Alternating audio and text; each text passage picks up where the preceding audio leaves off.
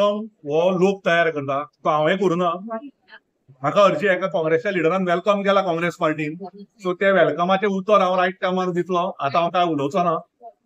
माय पण doors are open and I am sure something great will happen in Ponda which will be a very surprising thing. आम्ही काम चालू दवरला आनी आमचें काम चालू उरतलें. केतन हो इलेक्शनाक रावतलोच. खंयच्याच पाटबळाचेर फाटीं सरचो ना.